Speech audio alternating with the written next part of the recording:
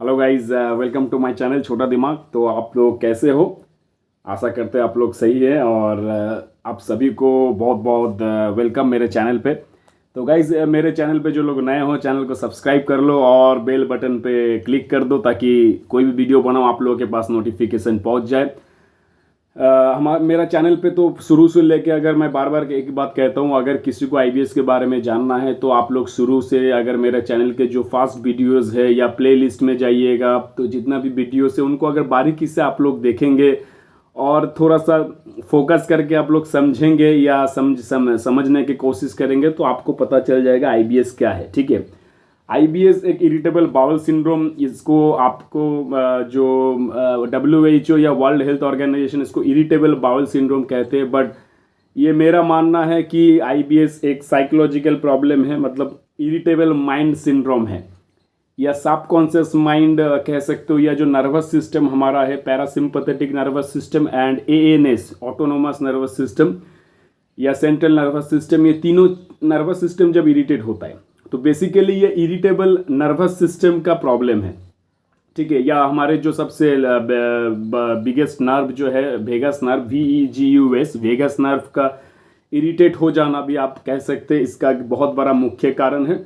IBS का कुछ reasons जो मेजर रीजंस है, एक तो है आपका कोई भी पैनिक अटैक आने से, मतलब आपके जीवन में या आपके लाइफ में कोई भी एक इवेंट या घटना जब घटता है और आफ्टर दैट उसके बाद जब आप उसको डीपली सोचते हो या उसका असर अगर थोड़ा गहरा होता है, उसको लेके आप ज़्यादा सोचना, ज़्यादा दुखी हो जाना या गुस्सा हो जाना, उसको लेके गिल्टी फील करना, दुखी होना, अपने आप को कोसना, ये सारी चीज़ जब एक लंबा टाइम तक चलता है, लंबा टाइम मतलब 1 से 2 साल, ऐसा लंबा लंबा टाइम जो हम लोग जब दिमाग में उसका प्रेशर आता है, ज़्यादा सोचने से कोई भी चीज़ हद से ज़्यादा बुरा होता है, तो जब दिमाग में हद से ज़्यादा वो प्रेशर आता है, नर्वस सिस्टम में जब वो इम्पैक्ट आता है तो ये इरिटेबल बाउल सिंड्रोम जो है आईबीएस आपका हिट होता है। ठीक है, इसका और एक दो कारण भी मैंने ऑब्जर्व किया हूँ, या आप लोग कह सकते हैं कि मेरा मतलब मेरा ये मानना है कि इसका एक दो और कारण जो है, ये कोई भी एक बड़ा सा कोई बीमारी होने के बाद जब हम लोग एंटीबायोटिक लेते हैं या कुछ ज़्यादा हाई डोजेस अगर मेडिसिन हम लोग लेते हैं एलोपैथ का, यानी कि अंग्रेजी दवाई, अगर मलेरिया हो गया, टाइफॉइड या कुछ भी आपका इन्फेक्शंस हुआ है, तो मैं ऐसा भी केस देखे जहाँ पर आपका उसमें जब थोड़ा हाई डोजेस का मेडिसिन या एंटीबायोटिक लेने के बाद भी ये आईबीएस होता है। बट मैं समझता हूँ वो एक इवेंट होता है, वो एक इवेंट होता है। बट उसके बाद जब डर जाते हैं हम लोग कि यार मुझे शायद कुछ बड़ा या कुछ एक बड़ा बीमारी हो गया है, मैं मर जाऊंगा, ये जो सोच आता है ना, तो वो सोच के कारण भी होता है। लेकिन बहुत लोग कहते हैं ना कि यार नहीं, मेरे को ये मलेरिया हुआ तो उसके बाद हो गया। बट मुझे लगता है उसमें जो घबरा गए थे तुम या डर गए थे, जैसे कि कोविड के टाइम में ना, कोरोना के जो दौरान 2-3 साल में बहुत सारा नया नया आईबीएस केसेस सामने आया है, क्योंकि उसमें बहुत लोग बेचैनी तो था ही, एक कोरोना का डर था, उसके साथ अगर उसका फैमिली में या पर्सनल लाइफ में या अपना हेल्थ में जब कुछ दिक्कतें आया तो सारे डर कुल मिला के आईबीएस का रूप ले लिया। तो हम लोग आते हैं आईबीएस का एक जो कितने प्रकार होता है आईबीएस का category. First of all IBS जो सबसे कॉमन 3 ही होता है।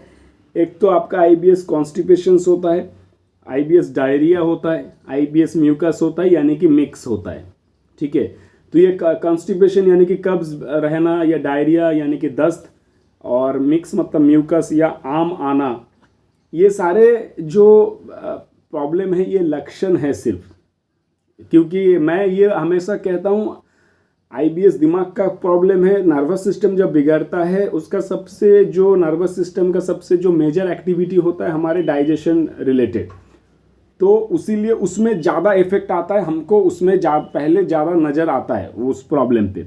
लेकिन सिर्फ पेट या इंटेस्टाइन या आंतों का सिम्टम्स नहीं आता है, इसके साथ साथ बैक पेन, गर्दन में पेन, स्पॉन्डिलाइटिस, अपना दांतों से खून आना या बाल झरना, ठीक है, आपका हाथ पैर जॉइंट में पेन होना, या एलर्जी, जैसे कि एलर्जी में जैसे होता है छींके आना, जुकाम लग जाना, ठीक है, या कहीं से भी कुछ खून आ सकता है, आंखों का रोशनी कम होना, ठीक है, ये सारे बहुत सारे लक्षण होता है, बहुत बहुत बहुत लक्षण। इसका जो एक सबसे मेजर लक्षण है, नींद से उठने के बाद आफ्टर वेकअप, जब हम लोग सुबह नींद से जागते हैं उस टाइम में सबसे ज़्यादा इरिटेशंस या सबसे ज़्यादा प्रॉब्लम्स होता है, वो मेंटली फिजिकली सबसे ज़्यादा वो टाइम चैलेंजिंग होता है आफ्टर वेकअप। मतलब जस्ट नींद से उठने के बाद नरक जैसा फीलिंग होता है, गुस्सा बहुत आता है, चिड़चिड़ापन हो जाता है। तो ये टाइम मतलब सुबह सोने से उठने के बाद, नींद से जागने के बाद सबसे ज़्यादा एक मेंटली प्रॉब्लम होता है। मैं ये चीज़ देखा हूँ बहुत सारे पेशेंट से बात करने के बाद, और मेरे साथ भी ये होता था। नींद से जब जागे तो बहुत मतलब वो वाला जो 15-20 मिनट 1 घंटा बहुत बुरा बीतता है इसमें। और आईबीएस पेशेंट्स हमेशा अपने मन लेके लेटरिन लेके पीएचडी करता है कि चिकचिका हो गया, कभी लूज हो गया, कभी सेमी सॉलिड हो गया, नया नया नाम। और एक क्या बोले, मतलब नॉर्मल लोगों को कहोगे तो वो लोग पागल समझेंगे, बट ये होता है आईबीएस वालों के साथ। इसीलिए साइकेट्रिस्ट से सही होता है, थोड़ा तो पागलपंती रहता है। वो दिमाग बहुत हाइपर एक्टिव होता है, दिमाग चट चट चट चट चट चट चट चट चटपट चटपट चटपट, दिमाग हमेशा कुछ ना कुछ कहते जाता है अपने अंदर ही अंदर कि यहाँ पर कुछ हो रहा है, वहाँ पर कुछ हो रहा है, यहाँ पर कुछ हो रहा है। जो साइंस या आयुर्वेद में इसका कोई भी लॉजिक नहीं होता है। पेट में गुड़गुड़ हो रहा है, इधर धक धक हो रहा है, ठीक है, बट सारे जो जड़ है, वो नर्वस सिस्टम है, वेगस नर्व है, वो हिल जाता है। तो इसका सबसे बड़ा जो सॉल्यूशन है वो है गहरी से गहरी नींद। अभी ये जो सॉल्यूशन है ना, ये बहुत कंट्रोवर्सी है। बहुत लोग कहते हैं मुझे कि भैया नींद तो बहुत अच्छा आता है, नींद बहुत अच्छा नींद, इसका बहुत सूक्ष्म चीज़ है ये सब। आप रात को सो रहे हैं, 8 घंटे बाद आप सुबह जाग रहे हैं, आपको लगेगा कि मैं तो सो रहा हूँ, लेकिन थोड़ा बारीकी से देखेंगे कि बीच में कभी कभार नींद टूटता है, कुछ भी छोटा मोटा आवाज़ हो जाए। आईबीएस वाले को ना रात में क्या क्या घट रहा है अगल बगल में सब कुछ सुबह वो बता देगा, ठीक है, कौन कहाँ का कितने बजे गया, कितने बजे एक स्विच दबाने का आवाज़ भी आईबीएस वाले सुन लेते हैं, ठीक, कब कुत्ता भौंका था रात को, वो सारे टाइम। सिक्योरिटी गार्ड का नौकरी बहुत अच्छे से कर पाएंगे आईबीएस वाले, कभी भी चोरी नहीं होगा उस घर में या ऑफिस में। एक आईबीएस वालों को अगर सिक्योरिटी गार्ड में बिठा दो तो जोक्स सपाट। सो ये नींद, गहरी नींद इसको नहीं बोलते हैं। गहरी नींद होगा बचपन में जैसा हम लोग लेते थे, रात को आप सोए कब सो गए आपको पता नहीं चला, और सुबह जब उठे बिल्कुल फ्रेश एकदम, है ना, शरीर में एक अलग से ऊर्जा, ताकत, गाना सुनने का मन करेगा, अच्छा कुछ चाय पीने का मन करेगा। ये हो गया गहरी नींद। और उसी नींद के अंदर ही हमारे बॉडी ऑटोमेटिक रिकवर होता है, क्योंकि वो गहरी नींद नहीं होता है तो हमारा सारा बॉडी का जो सिस्टम है जितना भी बिगड़ा हुआ रहता है वो सब चीज़ प्रॉब्लम रहता है, वो ठीक नहीं होता है, सालों साल गुजर जाता है, क्योंकि नींद ही नहीं हो रहा है, बॉडी रिकवर ही नहीं कर पा रहा है। तो 7 से 8 घंटा 9 घंटा गहरी से गहरी लगातार जब नींद आप लोग लेते रहेंगे, ऑटोमेटिकली बाकी जो सारे सिम्टम्स है वो धीरे धीरे कम हो जाएगा। ठीक है, अभी हम आते हैं ट्रीटमेंट पे। आईबीएस एक माइंड का प्रॉब्लम है, साइकोलॉजिकल प्रॉब्लम है, तो कोई भी ट्रीटमेंट जब आप माइंड रिलेटेड ले रहे हैं वो सब कुछ बढ़िया है। अगर आप पेट रिलेटेड कोई ट्रीटमेंट ले रहे हैं तो वो गलत है आपके लिए, ठीक है। ये सारे कुटज घनवती, कुटजारिस्ट, बेलवादी चूर्ण, ये सारे चीज़ पेट के लिए है। बहुत आईबीएस वाले इतना सारे गाली क्यों देते हैं आयुर्वेद को, होम्योपैथ को? क्योंकि उसमें उसको लाभ नहीं मिला है। लाभ कैसे मिलेगा? क्योंकि ये पेट का बीमारी है ही नहीं। तो अगर आप माइंड का ट्रीटमेंट ले रहे हो किसी साइकेट्रिस्ट से, आयुर्वेद से, होम्योपैथ से, कहीं से भी, अगर आप माइंड का ट्रीटमेंट ले रहे हो, साइकोलॉजिकल ट्रीटमेंट ले रहे हो, जिसमें माइंड का मेडिसिन आएगा, काउंसलिंग्स आएगा, साइकोथेरेपी आएगा, प्राणायाम आएगा, तो इन सारे चीज़ों से आईबीएस को ठीक किया जा सकता है। तो आप लोग कोई भी अच्छा साइकेट्रिस्ट से दिखा सकते हैं, और साथ में एक गाइडेंस वो मेरे से आप ले सकते हैं। आप मुझे व्हाट्सअप कर सकते हैं, मेरा एक फीस है। आप मेरे से भी एक पूरा एक जो प्रॉपर रास्ता, आपको किसके पास जाना है, कौन से डॉक्टर दिखाना है, उनका कांटेक्ट देना, उनका मेडिसिन को कैसे लेना है, हफ्ते में एक बार समझाना, काउंसलिंग देना। जब आप 70-80% ठीक हो जाएंगे, कुछ प्राणायाम आपको सिखाएंगे। ये प्रॉपर एक प्रोसेस रहता है, तो वो मैं प्रोवाइड करता हूँ। नहीं तो ऐसा नहीं कि आप मेरे से ही आप ट्रीटमेंट लीजिए। आप कोई भी अच्छा से अच्छा साइकेट्रिस्ट के पास जाइए, लगे रहिए, हाँ, कितना दिन लगेंगे वो मैं नहीं बता सकता, वो डॉक्टर आपको बता पाएंगे। 1 साल, 6 महीना, 2 साल, वो आप और डॉक्टर के ऊपर डिपेंड करता है, ठीक है। मेरे गाइडेंस में रहेंगे तो मैं बता सकता हूँ हाँ इतना दिन लग सकता है, क्योंकि मैं खुद उसको ऑपरेट कर रहा हूँ, ठीक है भाई। तो ये रहा ट्रीटमेंट। बाकी जैसे कि कुछ चीज़ें आप खुद से कर सकते हैं आईबीएस में, आपको आराम बहुत मिलेंगे। लेकिन हाँ, मैं हमेशा कहता हूँ पहले मेडिसिन इज मास्ट। तो आफ्टर मेडिसिन जब आपको इम्प्रूवमेंट मिलेंगे, शरीर में कुछ ताकत आएंगे, आपको वो कॉन्फिडेंस आएगा कि हाँ मैं ठीक हो रहा हूँ, तब आपको करना है दबा के प्राणायाम, ठीक है। एक प्राणायाम तो सब बहुत इंपॉर्टेंट प्राणायाम है, ये ऐसा नहीं कि मैं जस्ट बोल दे रहा हूँ, इसका लॉजिकल भी है, साइंटिफिक है। डीप ब्रीदिंग, जो गहरी सांस हम लोग जब लेते हैं तो हमारे वेगस नर्व और जो हमारे नर्वस सिस्टम है उसको ताकत मिलता है, वो हेल्दी होता है। और आईबीएस क्योंकि माइंड से जुड़ा हुआ है, नर्वस सिस्टम से जुड़ा हुआ है, इसीलिए आपको इमीडिएट रिलीफ मिलेंगे। गहरी सांस, आप एकदम आराम से बैठिए, जितना हो सके पेट भर के आराम से सांस लीजिए और आराम से आप छोड़ दीजिए। ये हो गया। ये ऐसे 5 बार 10 बार आप जब करेंगे आपको आराम मिलना शुरू होगा, और मेडिसिन के साथ आप जब करेंगे तो रिकवरी आपका बहुत जल्दी होगा। दूसरा प्राणायाम, सबसे इम्पोर्टेंट प्राणायाम, अनुलोम विलोम। रामदेव बाबा का वीडियो देख लीजिएगा। योगा और प्राणायाम रिलेटेड, इससे संबंधित अगर मैं कोई चीज़ रिकमेंड करता हूँ, ओनली रामदेव बाबा सबसे ऑथेंटिक है। बाकी उनका बिजनेस वगैरह क्या है वो मैं नहीं कमेंट करूँगा, बट प्राणायाम और योगा के क्षेत्र में he is the best, he is the legend. बाकी बहुत लोग काम कर रहे हैं इस फील्ड में, लेकिन मैं बेस्ट के पास ही जाऊंगा। तो free of cost Ramdev Baba के बहुत सारे वीडियोस है यूट्यूब में, आप उसको फॉलो कीजिए। अनुलोम विलोम में मैं थोड़ा सा दिखा दे रहा हूँ, कुछ नहीं करना है। ऐसे मुद्रा में एक नाक से जो छेद होता है उससे सांस लेना है, फिर उसको दबा के दूसरा होल से छोड़ना है, फिर सेम होल से फिर सांस को खींचना है,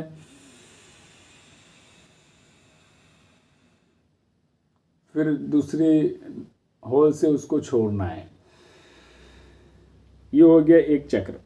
तो ऐसे 10, 15, 20, 30 जितना आप करेंगे आपको आराम मिलेंगे। और तीसरा है ओमकार। पहले जो मैंने बताया सिर्फ डीप ब्रीदिंग, ओमकार में कुछ नहीं है। आप डीप ब्रीदिंग लिए, पहले तो सांस को आप खींचे, छोड़ने के टाइम में ओम उच्चारण करना है।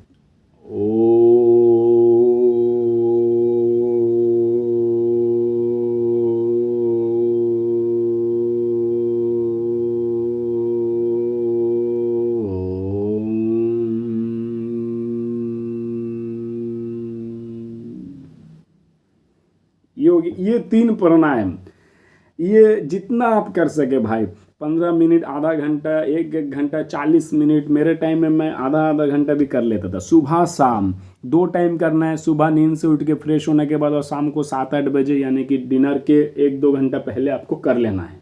फिर डिनर करके आप सो जाइए, ठीक है।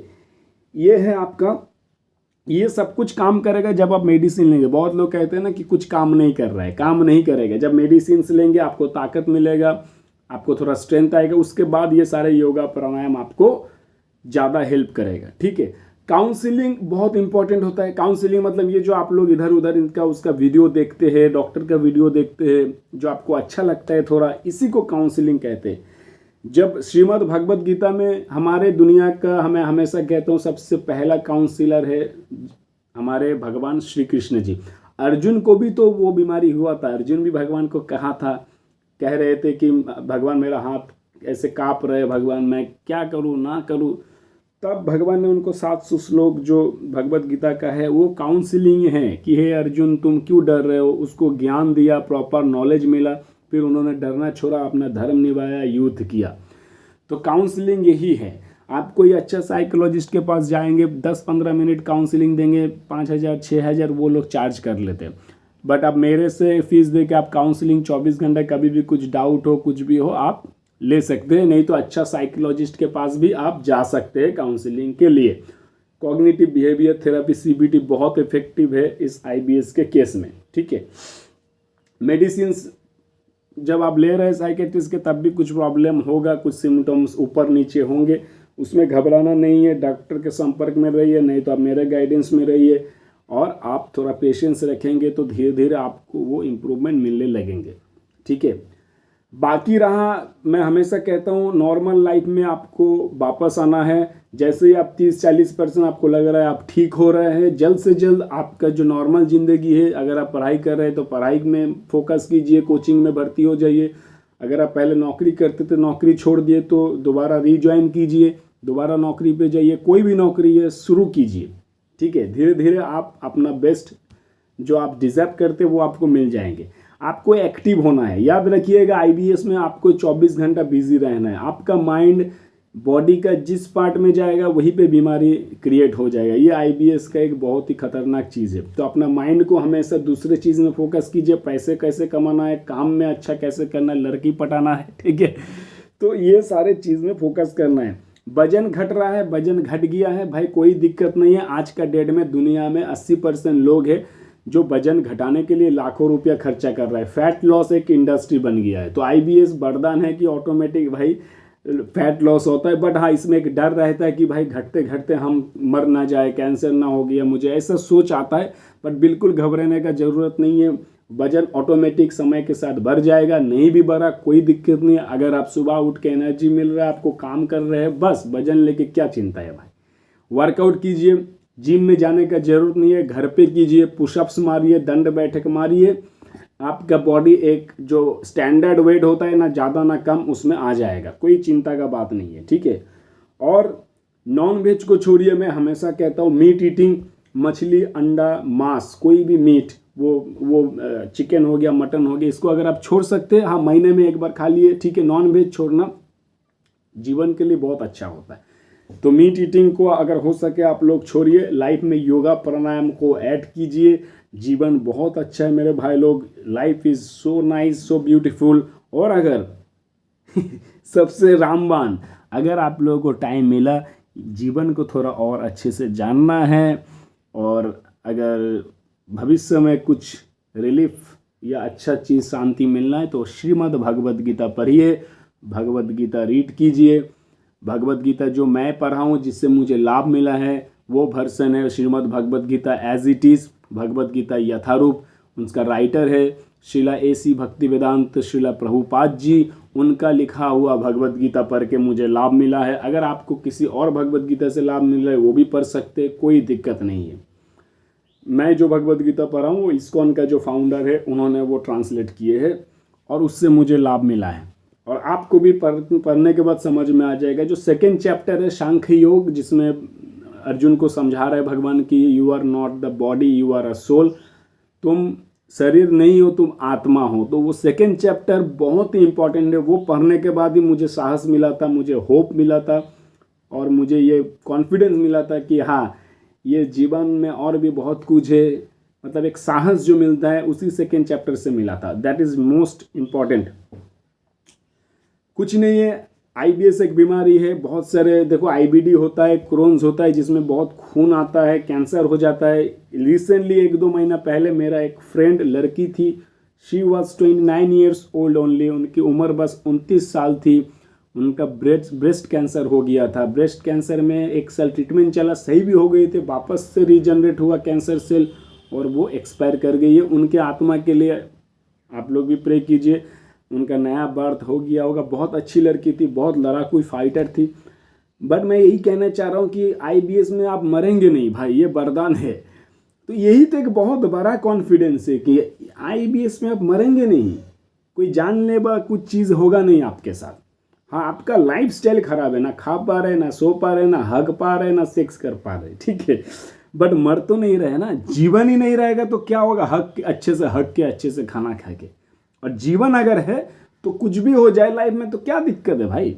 समय के साथ सब कुछ चला जाएगा। मेरा जर्नी में मुझे एक कोटेशन मुझे याद है, बहुत मोटिवेट करता था मुझे, कि वो वक्त भी चला गया, ये वक्त भी गुजर जाएगा, ठीक है। तो भाई ये समय भी चला जाएगा, बस मैटर करता है कि आप इस वक्त को कैसे हैंडल कर रहे हैं, कैसे डील कर रहे हैं, ठीक है। प्रेमानंद महाराज जी कहते हैं हमेशा कि निराश मत हो भाई। और मैं अगर निकल सकता हूँ उस जर्नी से, मुझे याद है मेरा 12-13 साल का जर्नी था। एक दिन में 500-1000 बार मुझे सुसाइडल थॉट्स आता था, आत्महत्या का थॉट्स आता था। वहाँ से अगर मैं आज निकला हूँ, दूसरों को निकाल पा रहा हूँ, काम धंधा कर पा रहा हूँ, लाखों रुपया कमा रहा हूँ मेरा नौकरी से, तो तुम लोग भी कर पाओगे। बट उस मोमेंट में बहुत डाउन फील होता है, मुझे पता है भाई लोग, ठीक है, और मैं वो चीज़ फील कर पाता हूँ, ठीक है मेरे भाई लोग। तो लेकिन हमारे टाइम में कोई ऐसा सपोर्ट देने वाला नहीं था, डॉक्टर भी हम लोगों को मिसगाइड करते थे। तो अगर हम कुछ फीस ले रहे हैं, उसके बदले में तुमको अगर सपोर्ट मिल रहा है, एक ये मेंटल सपोर्ट बहुत इंपॉर्टेंट है आईबीएस में। मैं हमेशा कहता हूँ, दवाई कोई भी बता देगा, दवाई का बहुत सारे कैटेगरीज है, बिना डॉक्टर के सुझाव के एक भी एलोपैथी दवाई मत लेना मेरे भाई लोग। माइंड का, गैस का दवाई ले सकते हो, कोई दिक्कत नहीं है, बट माइंड का दवाई हमेशा एक अच्छा साइकेट्रिस्ट का प्रेस्क्रिप्शन से ही लो, ठीक है। और बाकी का गाइडेंस, सपोर्ट, खान पीन, रहना, सोना, कैसे चिंतन करना है, प्राणायाम कितना क्या कैसे करना है, ये सब चीज़ आप मुझसे ले सकते हैं। या अच्छा डॉक्टर कहाँ कैसे मिलेंगे, डॉक्टरों को कैसे बात करना, ये सब चीज़ आप अगर आप थोड़ा सा कॉस्ट आप पे करेंगे मेरा चार्जेस, मैं आप सबको ये गाइड कर सकता हूँ, ठीक है। बाकी उस टाइम में बहुत डाउन फील होगा भाई, लेकिन एक ही चीज़ मैं हमेशा कहता हूँ, आईबीएस में कोई भी आप मरेंगे नहीं, कोई बड़ा बीमारी नहीं होगा मेरे भाई। और दवाई लेने के साथ साथ कुछ चीज़ें अगर आप ऐड करेंगे तो बहुत जल्दी आपको आराम मिलेगा। काउंसलिंग, प्राणायाम, जब 70-80% ठीक हो जाएगा, थोड़ा सा हार्ड पुशअप्स, उठक बैठक, ये सब चीज़ें करना है। 3-4 चीज़ जो लोग सही हो चुके हैं 70-80%, उनके लिए कहना है कि माइंड का जितना भी प्रॉब्लम होता है, जैसे कि हार्ट में कुछ अगर होता है, हमारे हार्ट में, कार्डिया में, अगर मान लीजिए मुझे हार्ट अटैक हुआ, डॉक्टर ने सर्जरी कराया और मैं ठीक हो गया, डॉक्टर कार्डियोलॉजिस्ट जो होता है पेशेंट को कहते हैं, हार्ट का पेशेंट को, कि सर आप 6 महीना या अगला 1 साल कोई भारी चीज़ नहीं उठाएंगे, सीढ़ी यानी कि स्टेयर्स मत चढ़िएगा और ऑयली चीज़ मत खाइएगा, ये थोड़ा परहेज होता है। तो आईबीएस में भी कुछ परहेज है, ठीक होने के बाद या 90-95% ठीक हो जाते हैं। उस वक्त माइंड का जो भी एक्सट्रीम लेवल होता है ना चीज़ें, जैसे कि हद से ज़्यादा गुस्सा होना, हद से ज़्यादा खुशी हो जाना, हद से ज़्यादा दुखी हो जाना, हद से ज़्यादा चिंता करना, हद से ज़्यादा चिड़चिड़ाना होना, ये सब चीज़ों से बचना है मेरे भाई। टफ है, जीवन है, तो ये सब चीज़ आएगा सिचुएशन, बट क्योंकि आपको अपने अंदर आपको ये माइंडसेट बनाना है कि मैं ये सब चीज़ नहीं करूँगा। जहाँ पर भी देखा कि थोड़ा सा गुस्सा आ रहा है, थोड़ा इरिटेट हो रहा है, उस सिचुएशन में कुछ बन रहा है, कॉम्प्लिकेशन हो रहा है, वहाँ से निकल जाओ उस सिचुएशन से। अपने आप को बोलो भाई मेरा को आईबीएस था, मैं इससे निकल गया हूँ, मुझे ये चीज़ से बचना है, तो दोबारा ये बीमारी वापस नहीं आएगा, ठीक है। और ये तो अच्छा चीज़ ही है, ठीक है। अल्टीमेटली गुस्सा करके, डर के, दुखी होके क्या मिलेगा, कुछ नहीं मिलेगा। तो ये कुछ परहेज है।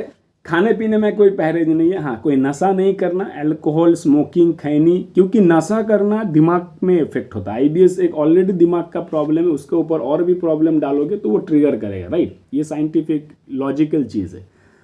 और कोशिश करना नॉन वेज नहीं खाने के लिए, क्योंकि नॉन वेज जो होता है थोड़ा सा हाइपर फूड होता है, उससे क्या होता है माइंड थोड़ा ओवर एक्टिव हो जाता है। हमारे शास्त्र के हिसाब से आयुर्वेद में उसको राजसिक खाना बोला जाता है, राजसिक फूड, तो वो दिमाग ओवर एक्टिव हो जाता है। ऐसे ही हमारा दिमाग ओवर एक्टिव है, तो नॉनवेज खाने से तुमको बहुत लाभ मिलेगा। सिर्फ आईबीएस में नहीं, जीवन में भी बहुत सारे चीज़ सुधार आएगा, क्योंकि किसी को मार के तुम कैसे सुखी हो सकते हो। भगवान के इंस्ट्रक्शन मानोगे तो भगवान के प्यारे बनोगे, भगवान के प्यारे बनोगे तो तुम अपने नज़र में भी प्यारे बनोगे, दुनिया के नज़र में भी प्यारे बनोगे, ठीक है। तो भगवत गीता पढ़ो। और बाकी मैं इतना कह सकता हूँ मेरे भाई लोग कि ये बीमारी एक ऐसा बीमारी है, जीवन में मतलब तुम्हारा कितना भी अकर है भाई, वो झुका देगा तुमको, ठीक है। तो पहले ही झुक जाओ, पहले ही झुक जाओ, ज़्यादा उड़ो मत, हम्बल बनो, विनम्र बनो, ठीक है। डॉक्टर के गाइडेंस में रहो, मम्मी पापा को रिस्पेक्ट दो, अपना काम करो। देखो नॉर्मल ज़िंदगी जीना है, तुम कोई मतलब 30 मार खान नहीं है। आईबीएस वाले हमेशा सोचते हैं मैं कुछ अलग हूँ, कुछ अलग नहीं उखाड़ना है भाई, नॉर्मल चीज़ करना है। 8 घंटा काम, 8 घंटा नींद, 16 घंटा हो गया, बाकी का 4 घंटा नहाना, खाना पीना, फैमिली,